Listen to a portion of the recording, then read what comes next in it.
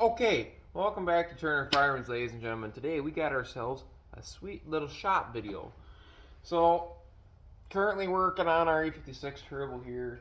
I've got the oil pan put back on it right now. And basically I went through, cleaned out my holes for the head bolts. Got them all nice and cleaned up. I made my own I took an old head bolt and basically made a tap chaser out of it, whatever you want to call it. And I used that to clean out the holes, and it actually worked pretty damn good. I was pretty happy with that. So that went in my toolbox drawer for next time. And got new cat head bolts for it, so don't got to worry about that. We went the right way with that, I feel. And we got two head gaskets that are here right now, actually. We got Absolute. I don't know the part numbers off the top of my head. And we also got a Reliance for this 407 here. But I got curious, and we kind of heard that these Absolutes are better than the Reliance here. So I got curious, and I was like, hey, I got dial caliper. Let's measure firing sizes here and compare balls to balls. And they both ended up being maybe a thousandths off or whatever. So they're both right there, which is not really shocking to me. And they both look identical. So somebody's making one for the other, and I don't know who. But anyway, we got an actual IH head gasket on the way. So that's probably what's going to end up going in this one.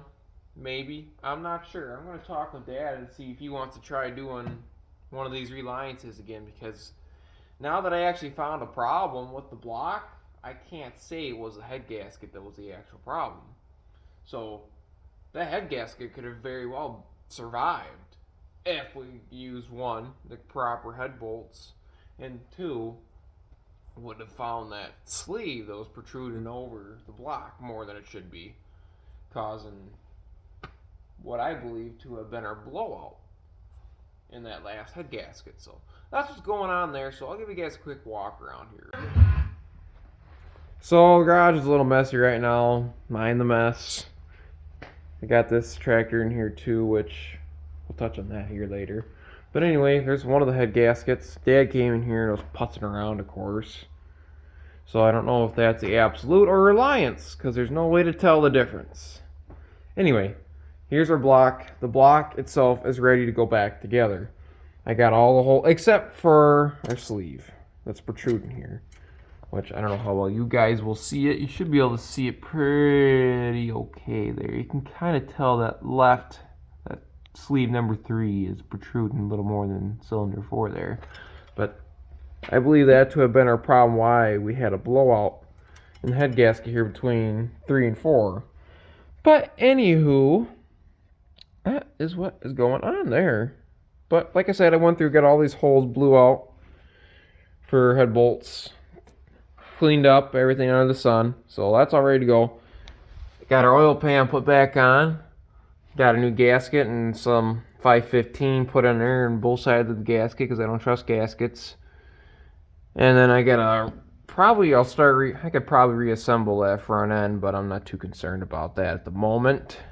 I gotta get some new bolts for up here because there was like 2 fine threads and 2 coarse threads, and I'm gonna get 4 new bolts for in there because they were junk. Threads were junk, and it ain't worth the bother. So there's bolts right on the other side of that wall. We'll grab them and use them. And then currently I have the platform pulled off of it. I was working on a little bit of wiring up here. I'm going to leave the platform off too and give it a good cleaning. But anyway, I'm tie up the harness a little better there too. But I got headlights I got to get ordered from Larson Lights to convert this thing over to LEDs. Which unfortunately, I can get 4 out of the 6 headlights converted over to LEDs. Headlights, work lights, whatever you want to call them. I can get the 2 on the fender there, and there are these 2 in the front grille up here that were added on at some point that I can get conversions for. Unfortunately, these 2 lights here on the fuel tank, as far as my research has gotten me thus far, I have not found anything that I could put in those as a replacement. I don't know if I could put a bulb or something in the old lights or what. I don't know. I don't think so. But I gotta do a little more research on that, see if I can find something, because I really would like to have this thing fully LEDs. And in the back here we got these cheap square ones, which will probably honestly stay on it till they don't work. And then, once I get that dealt with, the last thing I really want to do to this is revamp our hydraulics here, because this spring, we were kind of in a rush to use it because we wanted to use this tractor to haul chopper boxes, and we had a terrible leak along this area here. There's a blown O-ring down in here, so I had to disassemble all this. And in the process of disassembling this, I think I was pulling these hydraulic lines off.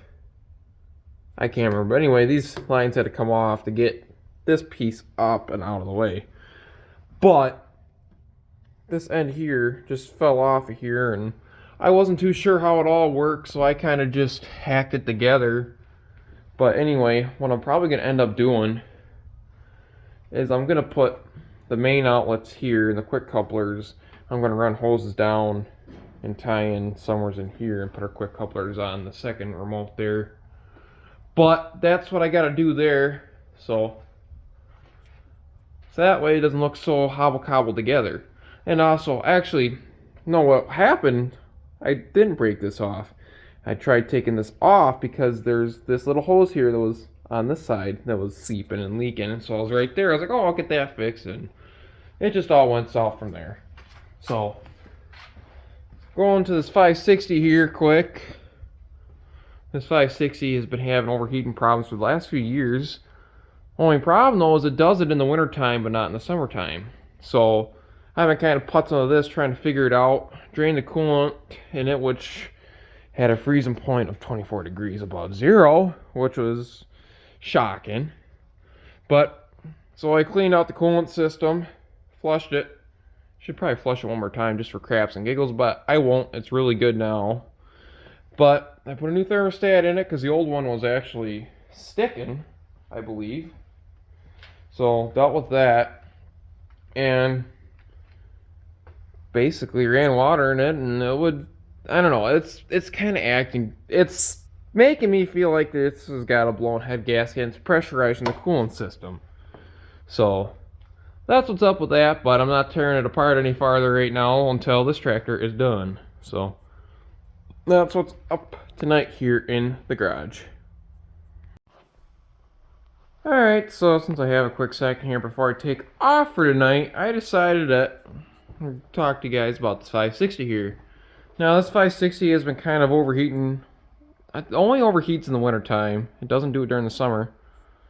So it started doing it again a little over a week ago. And it's kind of sat since. Come to find out that the coolant that was in here was pretty well straight water. Freezing point was 24 degrees above zero. So that was nice to find out. So I knew anyway I had to drain it, so I figured I'd pull it in here and drain it out and pull the thermostat apart, make sure I didn't somehow put that in backwards, which I should have kept it apart. I got it back together now, but you cannot put that thermostat in upside down. I'll show you here quick. So this here is our thermostat, and the way it sits right now is the way it would sit inside of here. This face here would be pointed down, and obviously the point would be pointing up. You cannot put it in this way because the lip from, hold on here, from like where the tip of my finger is there, up to up here would be sticking above if I put it down there. So there's only one way it goes in, and that's how it is. So it ain't that. So that's that. But anywho, Dad was looking at this thermostat, and you can see it's been kind of rubbing up on that side there. So that would conclude as to why it would only open and close it, or only overheat every once in a while. Not every once in a while, but it would overheat, you'd shut it off, start it up again, then it would be fine. So that might do it. But anyhow, come to find out, there's all kinds of gunk in this coolant system. It was ridiculous. So there was oil residue in that bucket before. No, there was no oil that came out. It was just as close to water as you can get without it being actual straight water. So what I'm going to do is tomorrow, Monday, I'm going to go get some radiator flush, and we're going to flush this thing. I'm going to flush it real good. And they're going to, hopefully, if it don't overheat then, I'll probably flush it twice just because it's bad. Flush it, let it just back it outside, run her wide open for however long.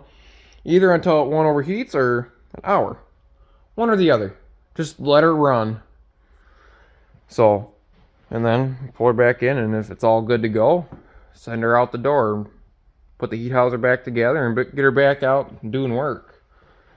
So, that's what's going on here. I got a new thermostat. I've had a new thermostat for, not a year, but for a little while. And I don't know if we'll throw it in there or not. If this fixes a problem, then yes. If it was that thermostat, I'll probably end up putting the new thermostat in, which I got sitting up over here on the shelf right there. So that's the new and old one there. That one opens up at 140 degrees. That one opens up at 180, which will be just fine. So that's what's going on here with this darn thing. I might actually take that old thermostat home and throw it into something or some boiling water and see if it actually opens up at 140 degrees. So we'll give that a go. But anywho, that's what's going on here. So come back to you guys when I have another update on it. Well, may or may have not made a purchase.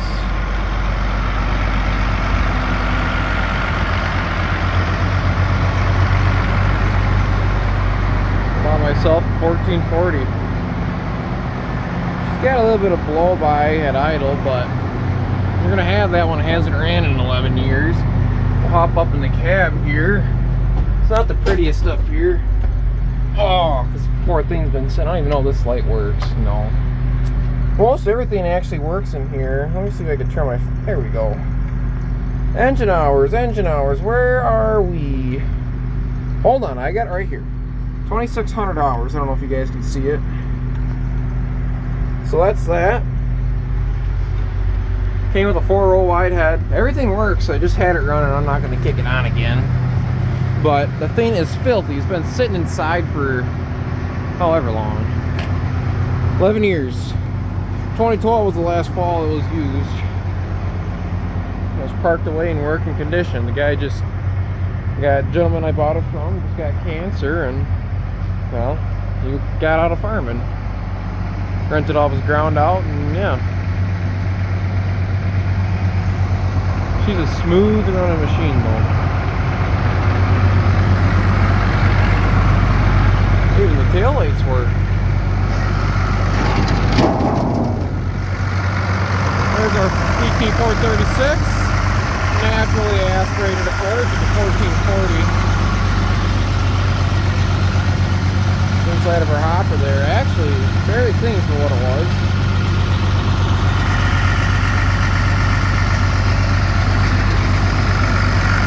Yeah, you guys aren't going to see much down in there, but yeah.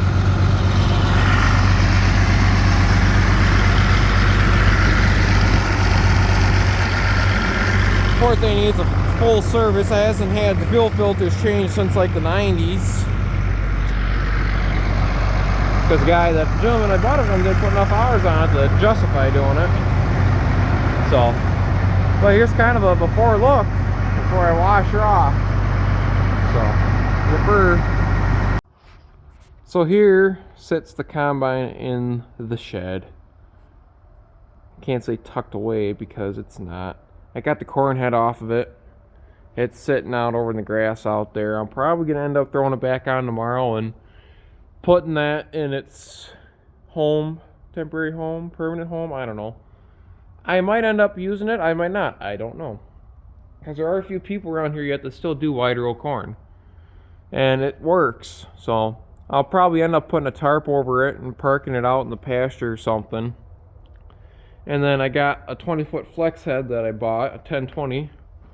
That's probably going to end up having the same thing happen to it because I just don't have room in a shed for it. So, that's that. There's a combine. Fits in here real nice like. Here's a Probably about half a foot, if not a little more, between the light and the cab, which is okay. That works. But it just completes this farm now. We got an IH combine and all IH tractors, you know, running vintage tractors. Hell, you got to have a vintage combine too. So it's a nice addition to our fleet. I am going to be happy with it, I hope. I think I will be. If not, well, I'll just fix it then. That's why I work at a New Holland Case IH dealership. We'll get her dealt with, but that's all I got on that for right now. I guess since we're walking by here, here's the A56 we bought this end of summer, right before 4th crop hay. It's on the feed mill now. It's been on the feed mill for a while. It does good on this. It's a good shower tractor for this. But it's got a block heater in it because unfortunately it is a cold hard starter. So then we got Ronnie's M back there, the heat houser on it. Magnum, which needs the duals taken off because it's just taking up space. I was hoping to put the combine where the M is, but that might still happen. But I just can't get over the fact that that's my combine. If only Grandpa was still around to see that, I'm sure he'd have a big old smile on his face. But I think that's all I have to say for now. So I think I'm going to let you guys go. So we're going to get the New Holland parked back over here. Well, I might just leave it there for now. I'm going to use it tomorrow at some point anyway. So with that being said, I'm going to let you guys go now. So take care, take it easy, come back for the next video. Thank you all for watching. I hope you have a good one. All for now.